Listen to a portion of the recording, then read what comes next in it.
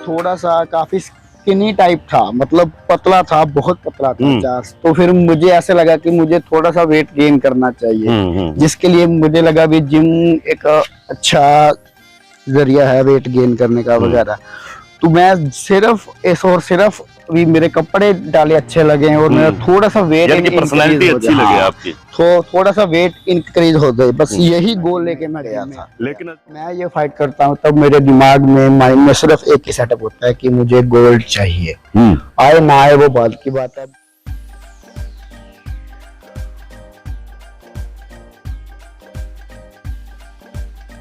ये जो उपजा है ना हीरा, ये कोरोना की भी देन है। कोरोना टाइम में हम लोग जैसे कोई मोबाइलों में घूमे रहे, कोई कहीं रहे या पछताते ही रहे। इसने कोरोना काल में मेहनत करनी शुरू कर दी, यानी कि आपदा में अवसर ढूंढ लिया। आपदा में अवसर ढूंढ लिया, बिल्कुल।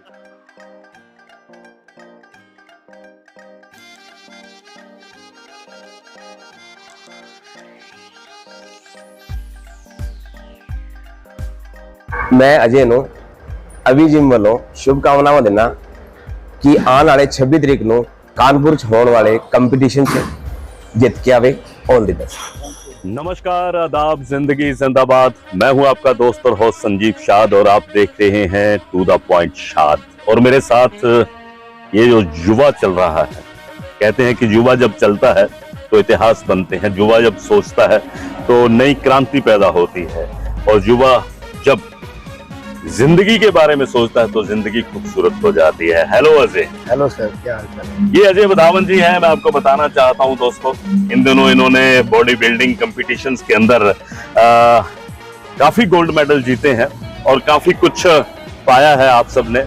अजय जी, मैं जानना चाहता हूं आपसे कि बॉडी आपकी देखकर मुझे लगता है कि आपने खूब मेहनत की है और हर यूथ जो है, हर युवा जो है वो आप जैसा बनना चाहता है। तो ये कहाँ से शुरुआत हुई आपकी?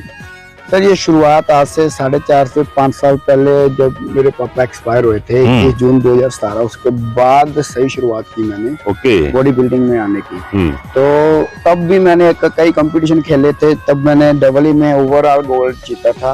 उसके बाद कोरोना वायरस आ गया तो 2 से 3 साल का गैप पड़ गया।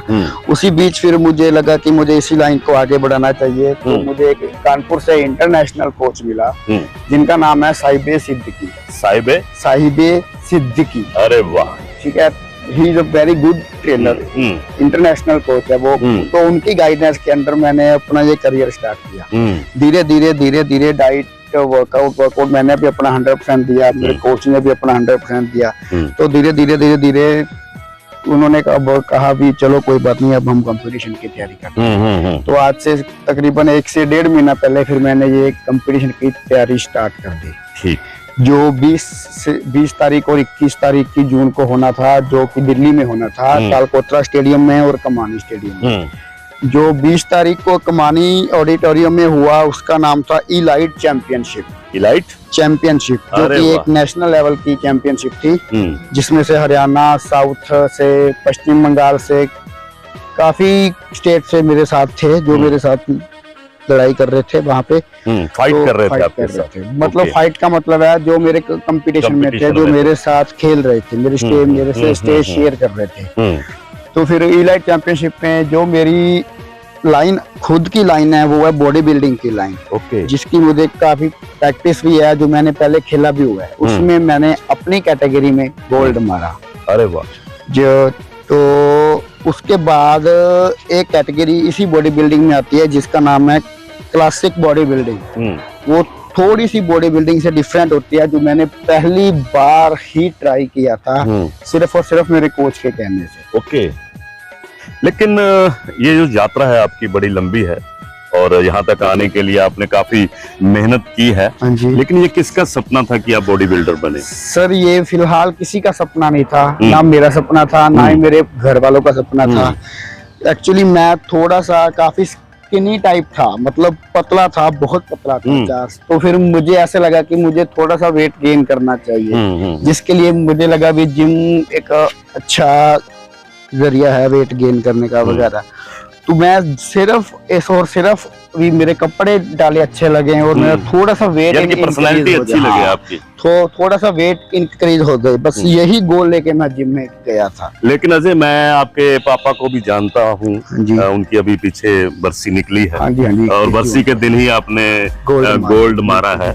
और वो एक बहुत अच्छे कलाकार थे, शांति स्वरूप जी, शांति लाल जी, हमारे साथ थे। उन्होंने काफी नाटकों में काम भी किया था। लेकिन मैंने उनकी बॉडी को भी देखा है। हाँ जी। वो भी जिम वगैरह करते थे। बिल्कुल सर, बिल्कुल, वो भी जिम वगैरह करते थे। उनको भी शौक था। उनके पास घर में थोड़े बहुत जो भी इक्विपमेंट होते हैं जिम के, वो पड़े होते थे। ओके। तो फिर वो उन्होंने मैं भी किसी को दे दिए थे। तब मैं छोटा था, तब मुझे इतनी नॉलेज नहीं थी। ना ही उन्हें पता था, ना ही मुझे पता था कि मैं भी इसी लाइन में आगे जाऊंगा। हाँ, आप पर्सनालिटी बनाने के लिए जिम में गए? मैं सिर्फ वेट बढ़ाने के लिए जिम में गया था। ओके। तो तकरीबन मेरा वेट 45 kg था तब। तो बस उसी दिन, मतलब ऐसा लगा लो महीने 2 महीने बाद मेरे से वेट तो उठता नहीं था।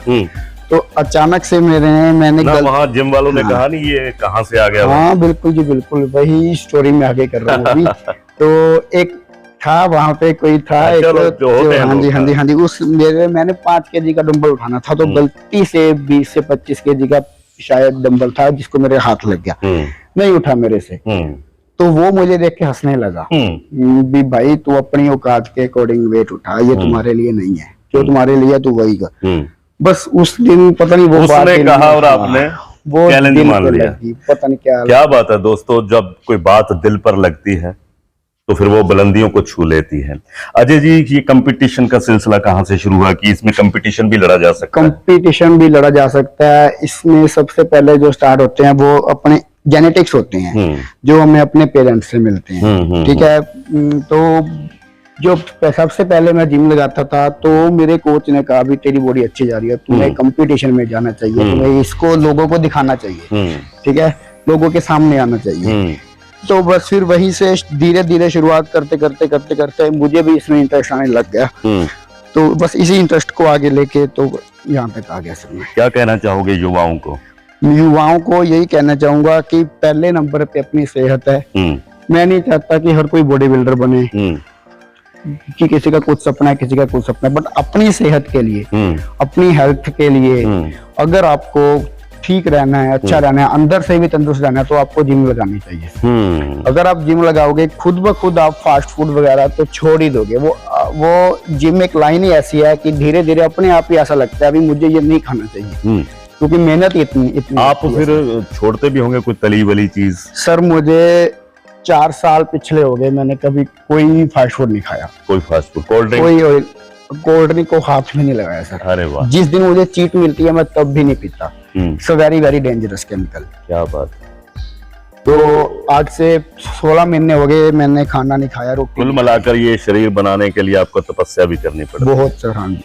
और आपके हाथ में ये मैं महादेव का भक्त हूँ, भोलेनाथ के भक्त भी हैं। ये मुझे तेरे पापा से मिला विरासत में। अरे वाह, क्या बात है। इसीलिए आपका चेहरा थोड़ा सा भोला लगता है मुझे।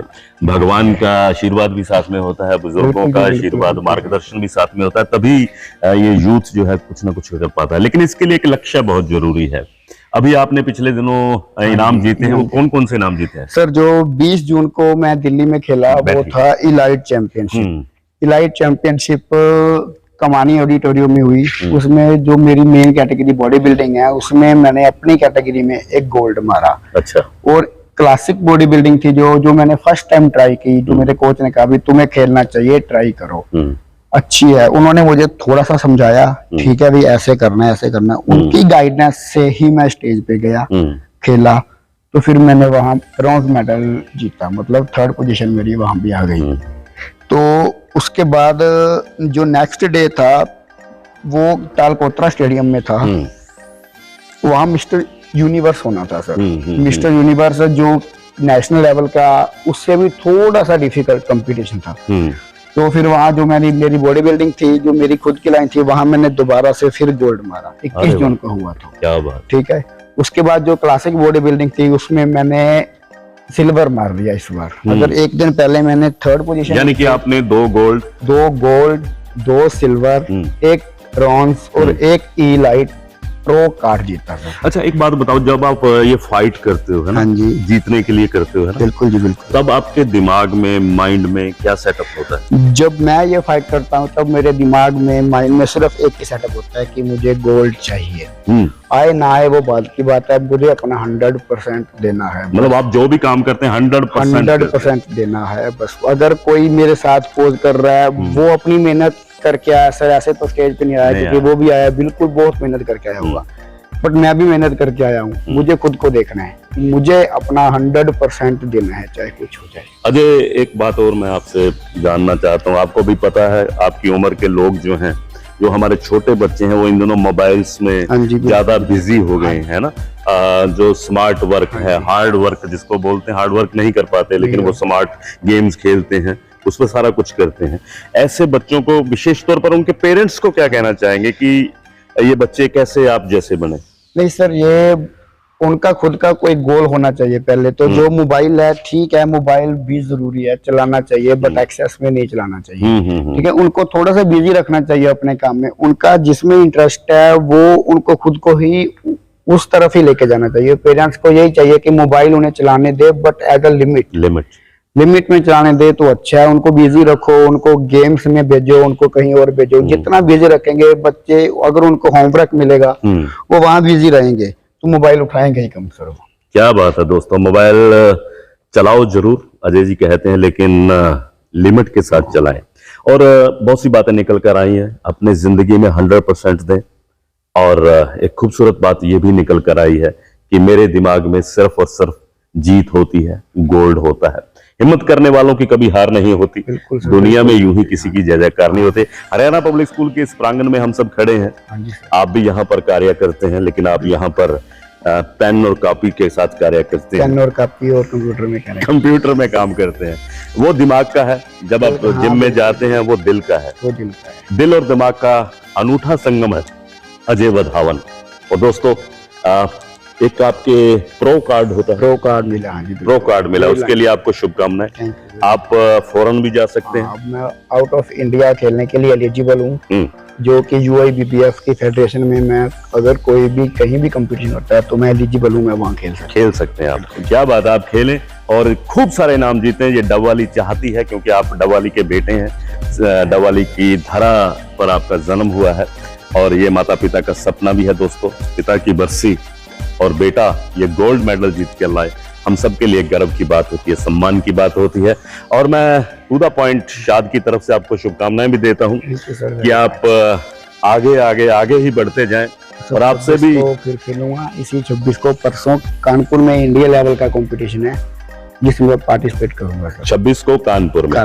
तो कानपुर वालों, ये डबवाली का बेटा आ रहा है, अच्छा खेलेगा, खेल को खेल की भावना के साथ खेलेगा। और हमें उम्मीद के साथ पूरा विश्वास है कि आप जीत कर आओगे, और हम फिर खुशियां मनाएंगे। और एक दिन आपको विश्व के उस ओलंपिक में ओलंपिया भी खेलेंगे और जीत कर आएंगे। और कहते हैं ना, परिंदों को मिलेगी मंजिल एक दिन, ये फैले हुए उनके पर बोलते हैं, खामोश रहते हैं वो लोग दुनिया में जिनके हुनर बोलते हैं। Well done. मेरे साथ एक शख्स ही नहीं बल्कि शख्सियत है, आदरणीय रमेश सचदेवा जी, हरियाणा पब्लिक स्कूल के डायरेक्टर हैं। सचदेवा साहब नमस्कार। नमस्कार जी। आपके प्रांगण से बहुत खूबसूरत फूल खिलते हैं, चाहे वो कला के क्षेत्र में हो, चाहे वो पढ़ाई के क्षेत्र में हो, चाहे वो इंजीनियर बने, डॉक्टर्स बने, लेकिन इस विद्यालय की इस खूबसूरत मिट्टी से ये अनमोल हीरा निकला है, और आपके स्कूल में कार्यरत है, आपके स्टाफ में है, और आपका आशीर्वाद भी है। सबसे पहले तो मैं आपको शुभकामनाएं देता हूँ। थैंक यू जी। एक क्या विशेषताएं हैं ऐसी शख्स में जो देखने में भी सुंदर लगता है और काम भी बढ़िया करता है? ऐसा है, ये हम कहते हैं कि परमात्मा ने ही हमें हीरा दिया है।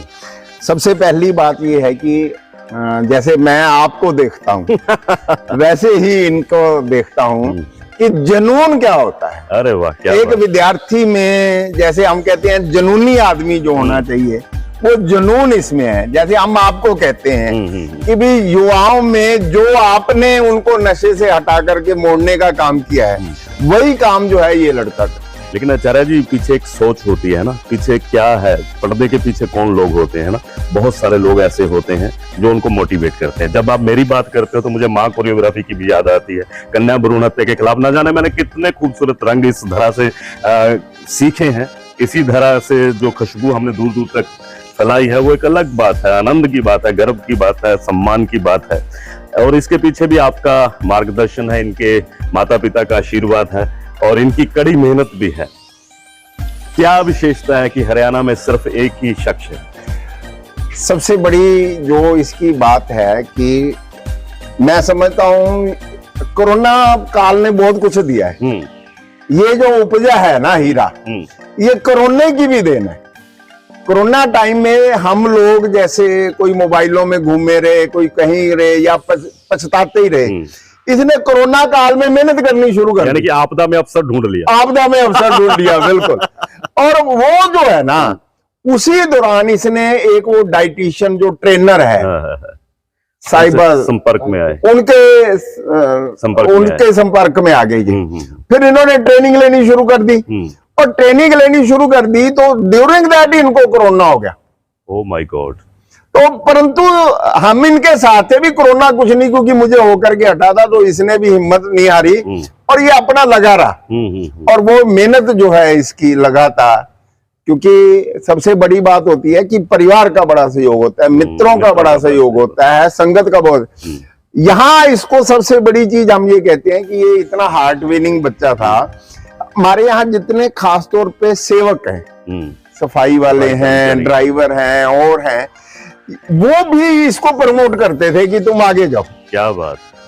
जैसे इसको कुछ खाना पीना है तो हमने हमारे कभी सेवादार को ये नहीं कहा कि ये इसके लिए नहीं है, वो भी इसको कहा कि भी इसको देना है। सब तो इसको 24 घंटे जो वो सपोर्ट मिली और ये इसकी जो नेचर है जो इसकी है, और सबसे बड़ी बात है जो पारिवारिक गुण होता है। इसके पिता भी बड़े मेहनती थे, बिल्कुल बिल्कुल, जीवन से लेकर के कला के। उन्होंने तो आपके साथ भी बहुत बड़ा काम किया है और उन्होंने भी जो है सबसे बड़ा जो है जब उग्रवाद था तब उन्होंने आपके साथ काम बिल्कुल किया। बहुत सारी तो आप लोगों से प्रेरणा लेकर करके हमें जो है आगे बढ़ने की, और हमें भी लगता है कि हम किसी के काम आ सकते हैं, किसी को प्रमोट कर सकते हैं, और उसी के बलबूते आज हरियाणा का ये इकलौता है जिसको प्रो कार्ड मिला है। और मैं पढ़ रहा हूँ यह स्वप्न न देखो कि दुनिया बदले, अच्छा हो कि जीवन का तरीका बदले, भगवान को विपदा के लिए दोष न दो, हम आप जो बदलें तो विधाता बदले। बिल्कुल,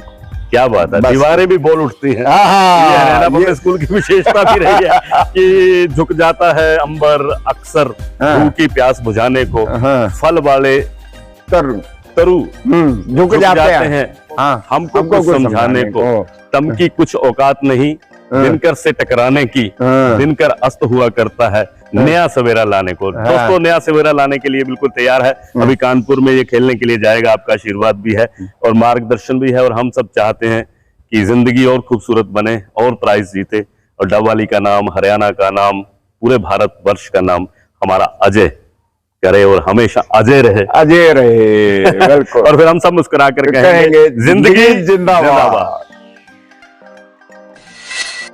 आईना सी होती है जिंदगी, तुम भी मुस्कुरा तो वो भी मुस्कुरा देगी। हुनर सब में होता है, तो चलो फिर करते हैं हुनर की बात। टू द पॉइंट, जिंदगी जिंदाबाद।